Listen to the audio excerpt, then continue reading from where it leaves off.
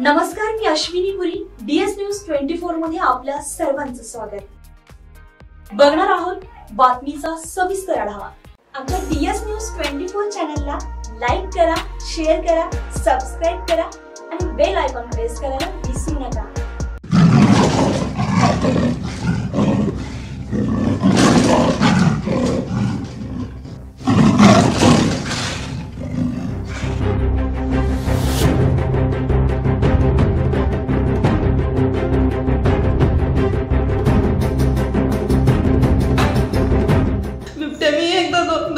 जवळपास 6 वेळा बघितलेला आहे.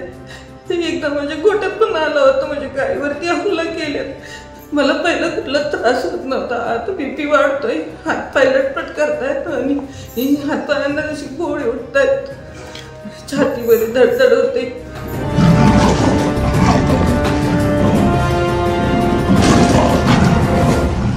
आणि ही बिबट्या हे रोज मला त्रास देत आहे. ते आसपास एवढे लोक असून तो माझ्यावर का हल्ला करतोय? 2-3 आहेत अजून, म्हणजे मी साक्षात काल बघितले, ते थोड्यावरून वाचले मी.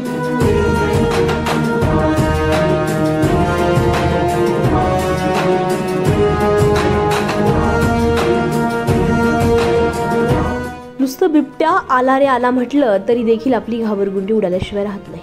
मात्र हाच बिबट्या जर समक्ष बघितला तर एखाद्या व्यक्तीवर काय संकट ओढवतं हे ज्या व्यक्तीनं बिबट्या बघितला हे त्यांना समजतं. अशीच एक थरकाप उडवणारी घटना संगमनेर तालुक्यातील साकुरजवळील बिरेवाडी येथील फड वस्तीवर घडली आहे.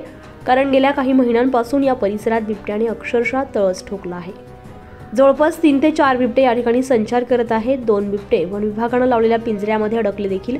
मात्र एक वेगळीच घटना या ठिकाणी घडली आहे. फडवस्तीवरील योगिता नवनाथ ढेमरे यांनी अक्षरशः समक्ष 2 बिबटे अगदी काही अंतरावर शेतात बघितले आणि त्यानंतर त्यांची अक्षरशः घाबरगुंडीच उडाली.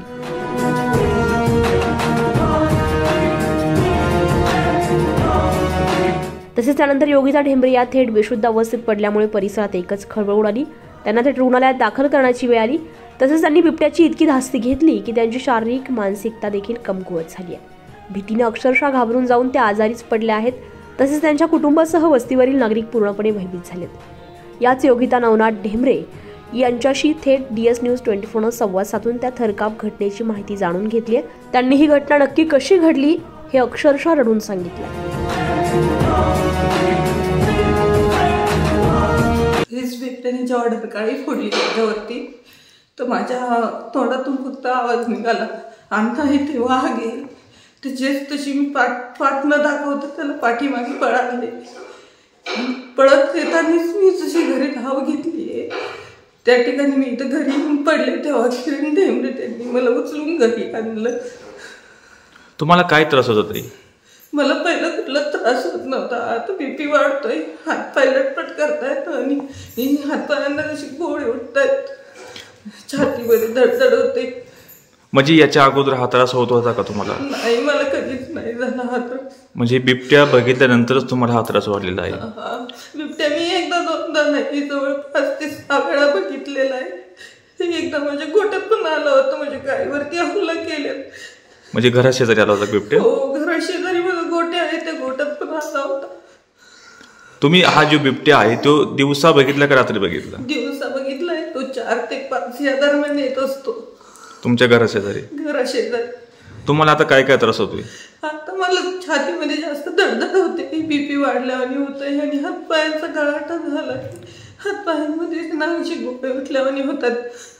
काही उपचार वगैरे घेतले का मग? हो, घेतले. खासगी हॉस्पिटलमध्ये घेतले.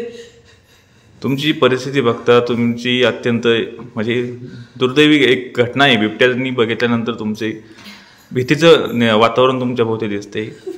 आता काय पुढं तुम्ही काय मागणी करायला शासनाकडे? भीती म्हणजे मला पुढे काय होते काल मला बोलताच येत नव्हतं. काय मला पुढे काय बोलावं ते सुचच नव्हतं. मला कोण काय बोलते ते पण कळत नव्हतं काल. मग तुम्ही काय मागणी कराल काय? बिबट्या तर 2 बिबटे तुमच्याकडे जेरबंद झालेले आहे, अजून 2-3 बिबटे आहेत. 2-3 आहेत अजून, म्हणजे मी साक्षात काल बघितले, ते थोड्यावरून वाचले मी. काल किती बिबटे बघितले तुम्ही? काल 2 आले होते माझ्याकडे धावत. मी आणि माझे सासरे 2 जण घरी येत होतो. पाणी भरून झालं आणि घरी येत होतो ते पाठीमागून तिकडे ऊस तोडणार आरडले जोरात, तर ते बिबटे आमच्याकडे धाप घेत होते. पण आता बिबट्याला पकडण्यासाठी तुम्ही काय मागणी कराल? आता हे बिबट्याला पकडण्याचं फार गरजेचं आहे. सरकार काय बिबट्याला मारल्यानंतर काय मला काय सोडतच नाहीये. आम्ही काय करणार? आम्ही मारल्यानंतर तिचं आम्हाला हे कळत नाही. आम्ही मारल्यानंतर त्यांनी जर आम्हाला जर काय जर केलं तर मग ते काय करणार? सध्या आता तुमची घरची म्हणजे इथलं वातावरण कसं आहे आता? तुम्ही तर भयभीत आहात, परिसरात पण माझ्या घरचे पण सगळे भयभीत झालेले आहेत. त्यांना मी एकटी अकेली असून सुद्धा मी एवढा त्रास सहन करते, ते पण माझ्याबरोबर सगळे झालेले आजारले आहेत. म्हणजे तुम्हाला घराबाहेर पडणं सुद्धा मुश्किल झालेलं आहे. घराबाहेर पडायची म्हणजे फार मुश्किल भीती वाटते. माझ्यात तर ही हिंमतच नाही राहिली आता मी एकटी जाईल म्हणून शेतामध्ये. तुमच्या डोळ्यातलं पाणी बघता बिबट्यामुळे अत्यंत तुम्ही म्हणजे तुमच्या सहित तुमचं कुटुंब पूर्ण घाबरून गेलेलं आहे. म्हणजे शासनाने यावर बिबट्यावर काहीतरी आळा घातला पाहिजे असं तुमचं मत आहे? शासन तर काहीच करत नाही हे बिबट्याला. शासनाकडून म्हणजे तुमची अपेक्षा पण सुटलेली आहे, ते काहीच करत नाही. काहीच करत नाही. आता एक मराठ्यांनी आणून लावला होता पिंजरा, तर दुसऱ्या वेळेस काय लगेच आणून लावतो. त्यांनी तो पण नाही लावला.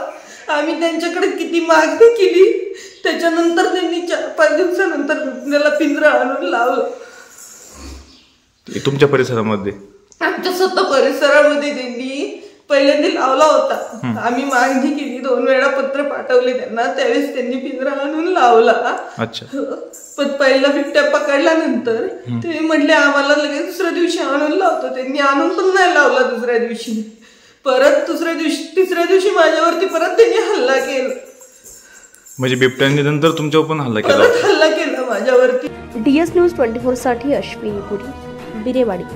अशाच नवनवीन घटना घडामोडी पाहण्यासाठी पाहत रहा DS न्यूज 24.